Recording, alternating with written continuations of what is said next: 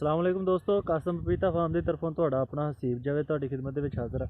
जनाब अज मैं एक वीडियो रिकॉर्ड की शापर के बारे मल्चिंग बारे जी कि मल्चिंग करते हैं आप पपीते फार्मिंग दे विच।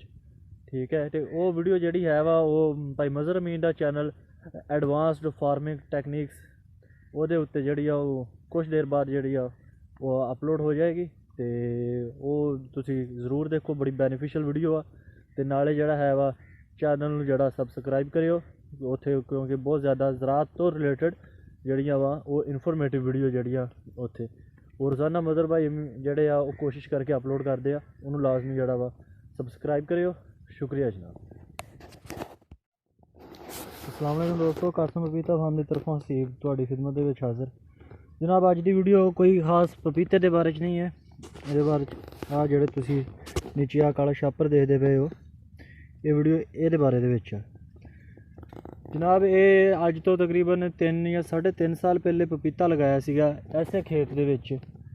ते इत्थे कीती गई सी ऐस छापर की मल्चिंग, ब्लैक छापर की मल्चिंग। मल्चिंग का मतलब तुसी सारे जानते हो, अमूमन गंद वगैरह तो बचण वास्ते जी वो की जाती हुंदी है। अज 3 साल का अरसा जोड़ा वा गुजर गया, ये पपीता लगा, पपीता जवान होया, पपीते ने अपना फ्रूट दिता। उस तो बाद पपीते नूं जोड़ा वा वो वाह दिता गया और कंप्लीट फ्रूटिंग तो बाद। लेकिन आ छापर जोड़ा वा ये जूं दा तूं पिया, ये जोड़ा वा ये नहीं खराब होया।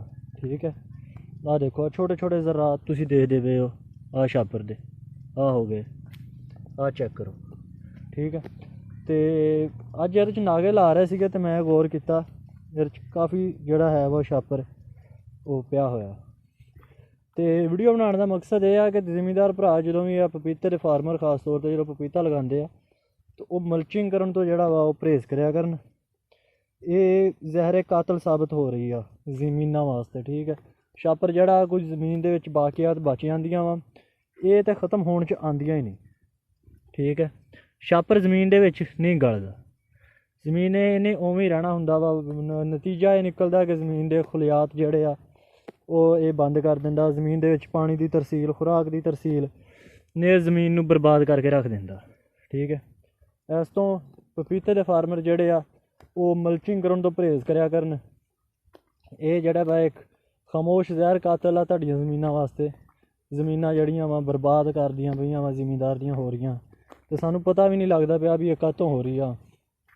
ठीक है, एहदा अमूमन जोड़ा मकसद हुंदा वा मेन छापर पाउण दा वो हुंदा वा ये भी गंद पिल जोड़ा वा वो ना होवे, कोई पहले 2-4 महीने गंद पिल ना होवे। ठीक है, वो वास्ते स्प्रेयां अजकल बड़ियां आईयां वा बाजार दे विच। ठीक है, डिवार गोल्ड तुसीं कर लवो तो तकरीबन 4 महीने जोड़ा वा वो गंद हुंदा ही नहीं। ठीक है, तो कोशिश ये करा करो कि पॉलीथीन का जिन्ना भी इस्तेमाल घट तो घट हो सके तुसीं पॉलीथीन का इस्तेमाल घट तो घट करो। ठीक है, और नतीजे दे विच जिहड़ा है वा वो तुहाडी ज़मीन जिहड़ी आ वो ताकि तुसीं किसी भी किस्म की अगों आने वाली मुश्किल तो वो बच सको, तो तुहाडियां ज़मीनां जिहड़ियां वा वो महफूज रहन। आ जी तकरीबन इन्हां दी एज 25 दिन हो गई आ। पौधे तुसीं माशाअल्लाह सेहत इन्हां दी चेक कर सकते हो। नागे वगैरह लगा रहा सीगा मैं विच, ते मैनूं आ छापर मल्चिंग वाला नज़र आया, तो मैं कहा चल दोस्तां दे नाल इन्फॉर्मेशन शेयर करदा जावां।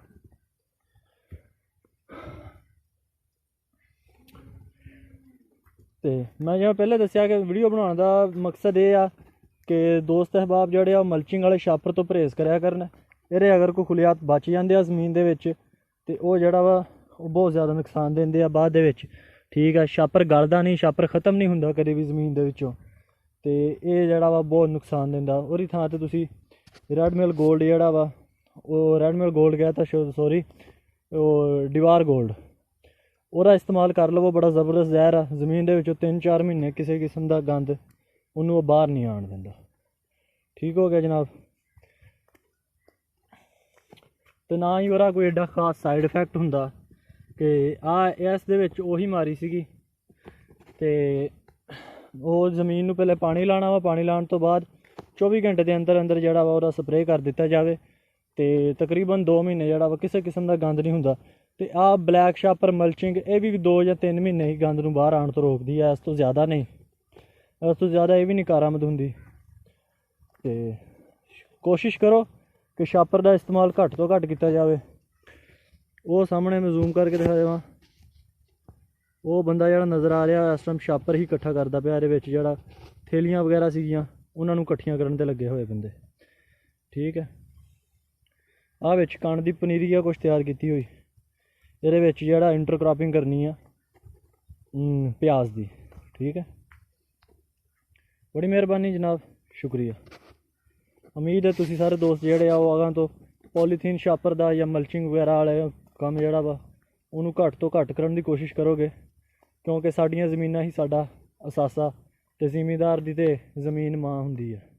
ਸ਼ੁਕਰੀਆ ਜਨਾਬ।